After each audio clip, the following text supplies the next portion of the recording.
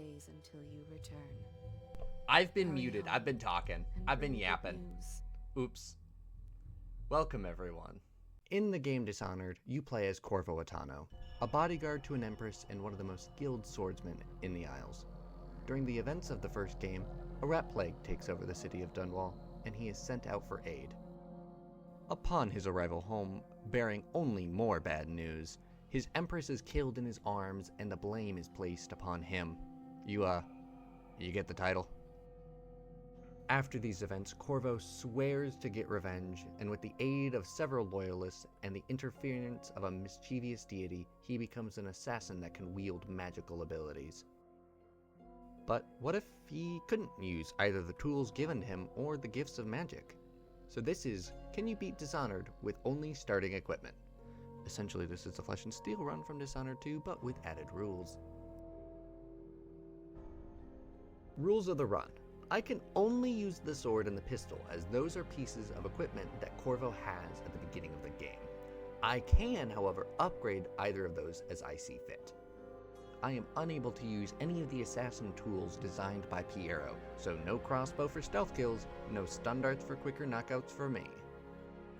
Covering the more mystical side of the rules, I can use bone charms and runes only to upgrade vitality and agility though. Other than the two aforementioned skills before, I cannot use any magic from the outsider, so no dark vision and no blink. Final rule of the run, I have to get the low chaos ending, meaning I can't just run in swinging my sword like a lawnmower. I have to be strategic with who I kill and how many I do, and I have to try to sneak around as much as I can. After the intro to the game, Corvo is thrown into prison for 6 months before he is given the chance to escape. This level was designed around not having any powers or tools at your disposal, so if you're patient enough, take out the guards slowly, you can collect the clockwork bomb from the safe, scuttle your way to it, and blow a hole in the front door. Once you blow that popsicle stand, you hop into the water below with little trouble. Quick side note for anyone wanting to do a ghost run, jumping off the bridge right here and making it to the sewers is one of the hardest spots in the entire game to not be spotted, specifically because it's really hard to tell from all the way down the bottom of the ravine to tell if you were spotted or not, so be careful right here. From here I entered the sewers, ruined my clothes on the way to a chest full of useless collector's items. Shame I wasn't sent a box of tools I could actually use, just a rubber band crossbow. I mean, the sword will work well enough. The only hurdle in the sewers was this room where you drop down and there's a handful of guards, but once again, patience wins the day, and I managed to slink into the shadows without being seen. After that, I'm all in the clear to meet Samuel the Boatman, ending the level with 1 person killed and low chaos maintained.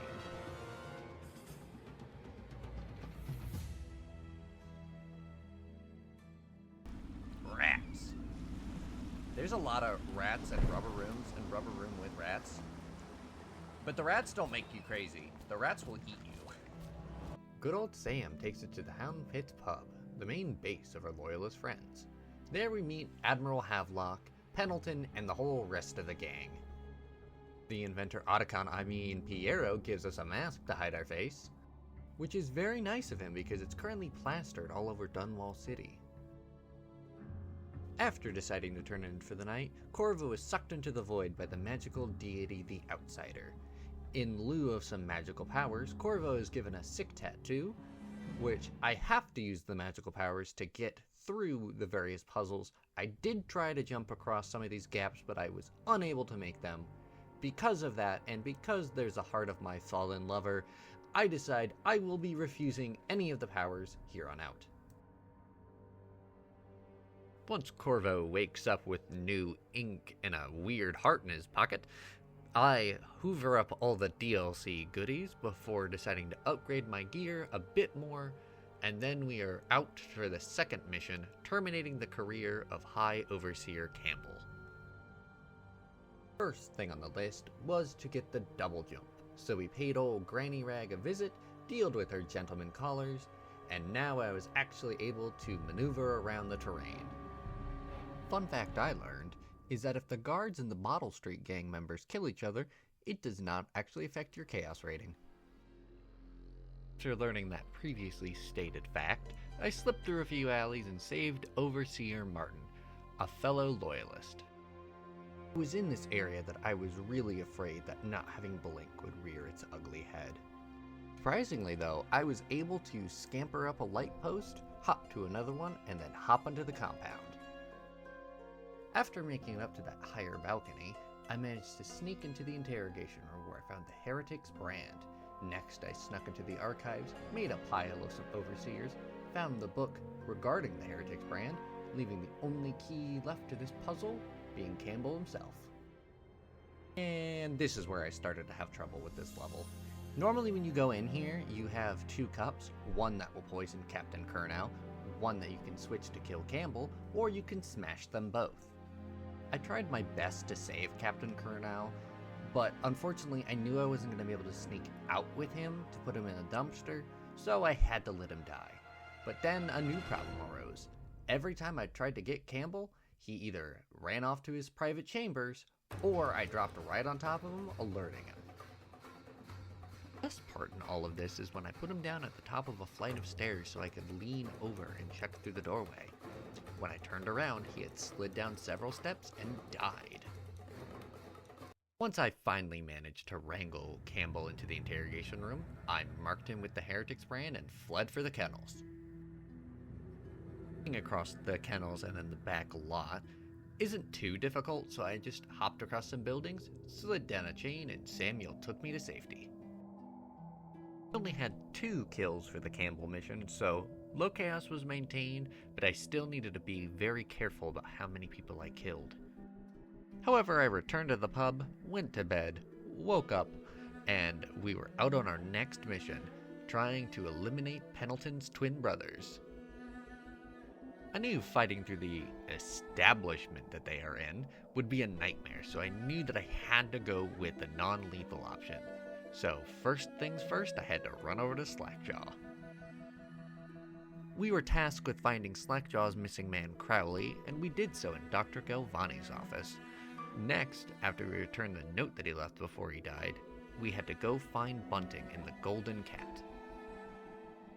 After just a bit of saucy torture, Bunting gave us the code to his safe, we returned that to Slackjaw, and he promised us that he'd make the Pendleton brothers disappear.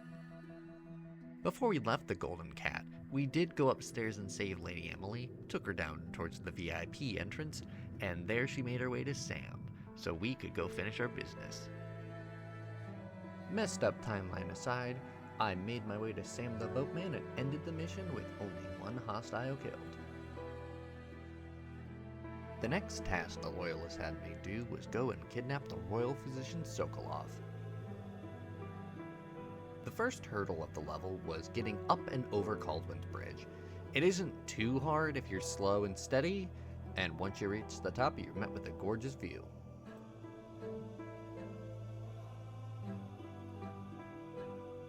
Sneaking through the areas and getting up to Sokolov's house, and penthouse more specifically, isn't too hard, and you might be wondering, hey, you kinda sped through the whole level. Well, I had more problems getting down than I did getting up. Since this was my first time doing a no powers run, I instinctively went to the ledge with the chain where you can normally blink across to the building. But I first tried to jump. I tried to throw our boy to no avail. I actually threw him a couple of times, before finally giving up and deciding that I should probably find a new route. So once on the ground, we just kinda scuttled our way over to a shuttle, and Sam the Boatman took us back. In the morning, you wake up to Lady Emily being in your room. You have the choice to be mean to a child, or reassure this frightened young girl that everything will be okay, and if she needs to hide, this is where she should go. If you take the intended path down the stairs, you will find our inventor friend looking at a tumbler, trying to invent a snowflake lock, except for there is no lock. He's just kind of a creep. And for those who did not know this, you can actually open the door and hop into the tub and getting a funny little game over screen. And if you already knew that, I'm kind of questioning you now. Continuing on with the story, we find Sokolov in a cage for dogs, and instead of releasing said dogs, we go to Otacon and buy a bottle of brandy, and after giving that to Sokolov, he hands over all the information he knows about the Shagohod. Up next is arguably one of the best levels in the entire franchise, Lady Boyle's Last Party. It is a suave foray of glitz and glamour, and we blend right on in with our mask. Off the cuff, I had a little bit of trouble climbing up the wall by the river, but after just swimming through, taking the long way around, I managed to pull an invitation out of the gutter. The guard didn't mind the schmutz. I then partook in a duel on behalf of Lord Pendleton, mostly because I wanted the money from it. And here's where the true genius of this level shines. You don't know where Lady Boyle is. There are 3 of them. 1 in red, 1 in black, 1 in white. And there's a lot of different ways where you can figure it out. The best way is sneaking up into the upper floors, reading a couple of journals, and then going and talking to the one you want. But beforehand, if you don't want to kill her, you can always find a guy in a goofy little, I was kind of like a rat Pokemon mask, and he will, not so creepily, suggest that he just gets to take her with him. I always feel kinda icky when I lead her down to the basement, knock her out, and hand her over to a random man in a rat mask, but hey, I can't kill anybody. I guess it's a fate worse than death. Hopefully she forgives me. With our business done at the Boyle estate, we grab a few trinkets for the road, head out, see the gate is shutting, hop into the water, and swim under it before it closes. Now once we're back with Sam, we head back to the Hound Pits. With only 1 casualty at the Boyle party, we're still in low chaos, and we're able to work our way into the final push of the Loyalist plan, taking down the Lord Regent himself. Just like in the last mission, the first hurdle was actually jumping up and getting away from Sam the Boatman.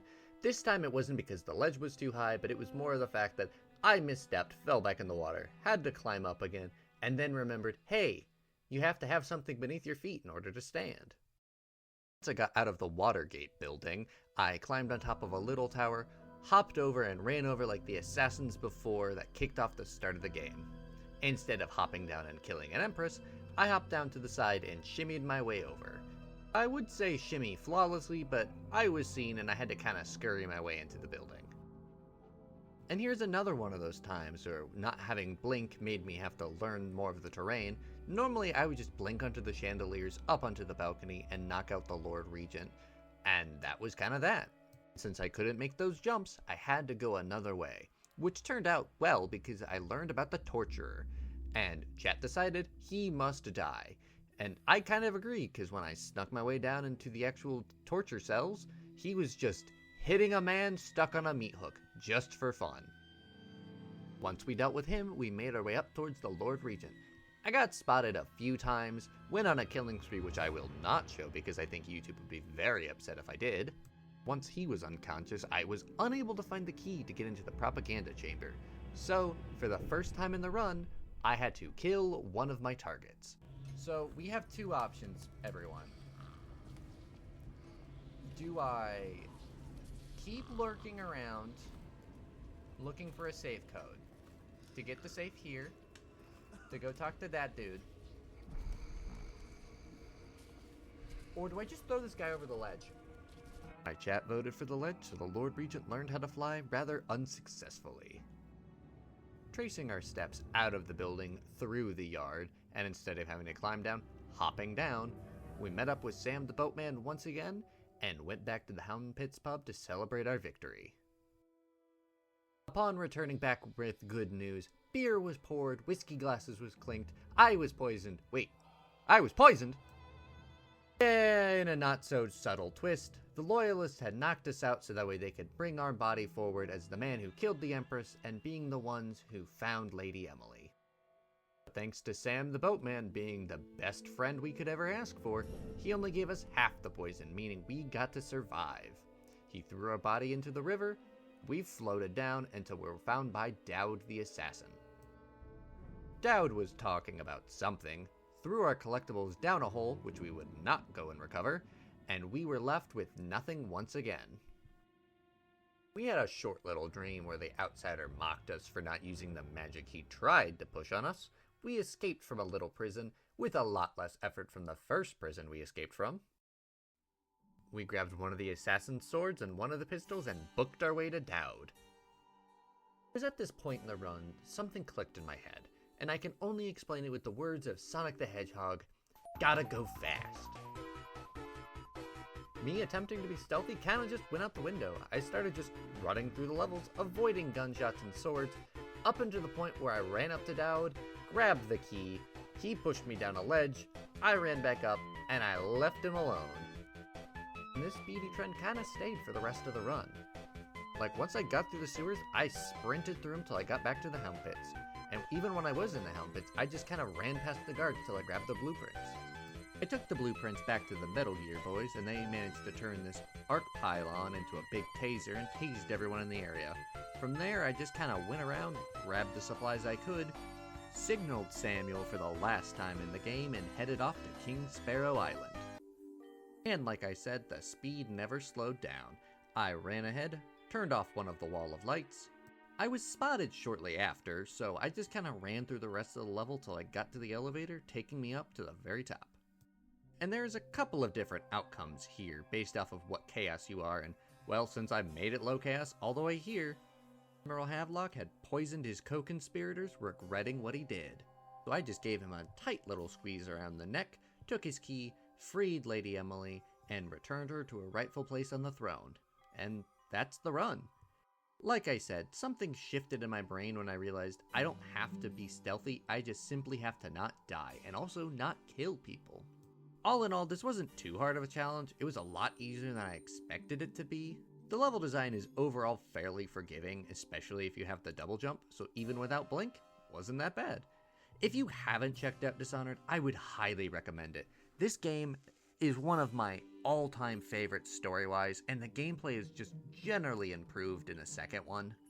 But I hope you enjoyed the run, and yeah, you can catch me on twitch.tv if you want to watch the runs get made, or if you'd rather, you can just subscribe here and I will put on some of the ones that I liked. Bye-bye.